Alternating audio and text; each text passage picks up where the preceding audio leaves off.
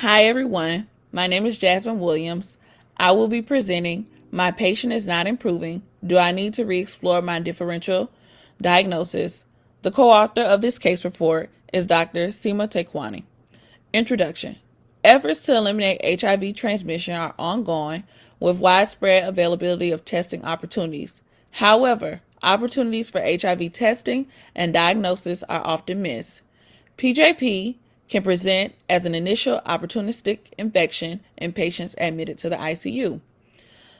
Case presentation. A 36-year-old healthy female with a recent hysterectomy, myomectomy for uterine bleeding presented to the ED with persistent shortness of breath, dyspnea on exertion, and palpitations lasting 2 weeks.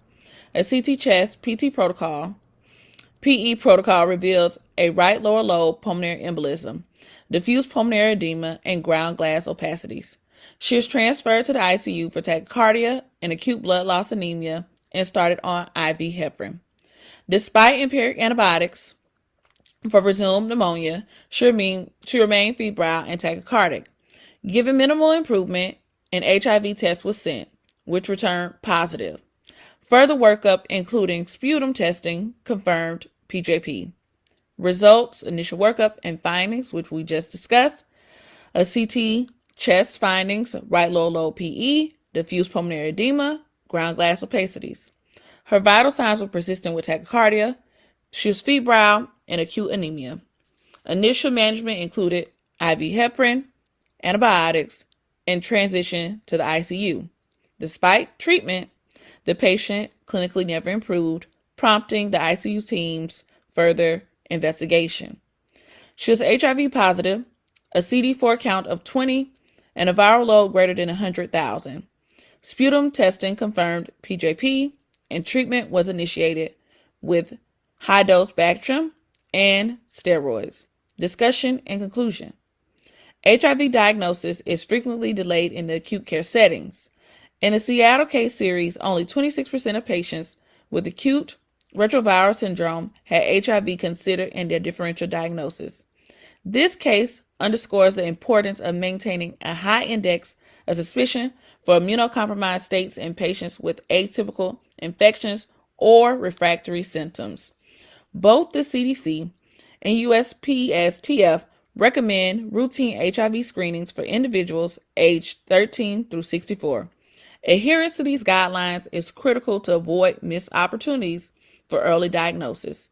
This case advocates for institutional protocols to standardize HIV screenings and improve timely identification of AIDS-defining illness in hospitalized adults. Thank you all for listening to my presentation. And this patient had a great clinical outcome because we continue to explore our differential diagnosis. We hope you all do the same. Today, I will be presenting my research project entitled Using Rapid Qualitative Analysis to Assess PrEP Implementation Strategies in Title X Family Planning Clinics within Metro Atlanta. The author is myself, Alora Cortez, alongside Dr. Kate Winskell and Dr. Jessica Sales, one of the co-principal investigators of this study. I'd also like to acknowledge the ITFITS research team for their continued support throughout this study and to the research participants who contributed their time and effort to the project. HIV continues to persist at high rates in the southern region of the United States. Georgia, being one of the states of the South, ranks number 2 for most HIV diagnoses.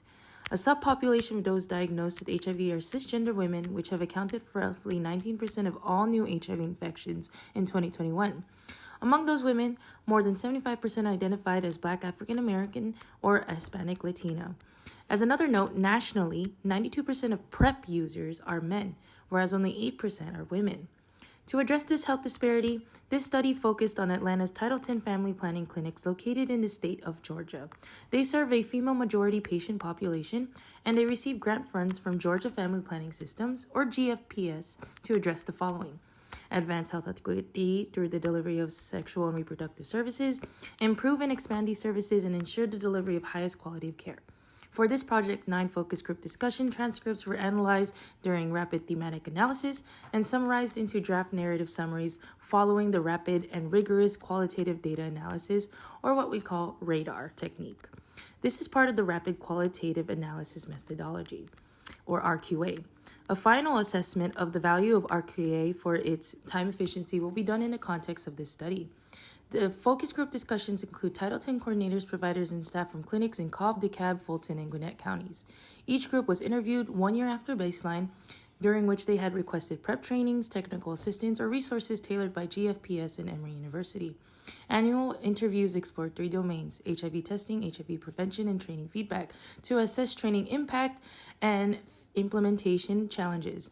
This presentation provides 2 examples of the narrative summaries in my project. Under the domain HIV testing, most clinics successfully implemented opt-out or routine HIV testing during annual exams.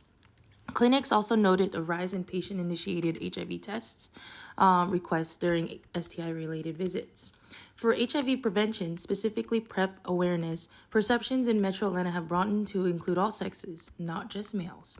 However, stigma and low awareness continue to hinder patient engagement in HIV services. Overall, RQA enabled rapid, actionable insights that help adapt PrEP implementation strategies in Atlanta Title X clinics. GFPS plays a key role in applying these findings to meet clinic-specific needs. In conclusion, due to the high need to tailor and adapt PrEP implementation strategies to meet the needs of Title X family planning clinics, RQA produced fast real-time data findings that can inform potential change to these strategies to respond to immediate community needs. GFPS also serves a crucial role in understanding these findings to meet the individual needs of each clinic. 4 recommendations are generated. Emphasize marketing strategies integrating STI and HIV testing and PrEP. Continue to offer trainings to Title X clinics who have not received more than 2 within their annual check-in. Collaborate with GFPS to include an additional training on injectable PrEP, and employ a traditional qualitative analysis to further generate more in-depth findings of focus group discussion results. These recommendations may better help the establishment of PrEP services in Atlanta Title X clinics, as they are trusted centers for cisgender women's sexual health. The IFIT's purpose of anchoring the PrEP in these clinics would make it optimal for reaching cisgender women at risk for HIV.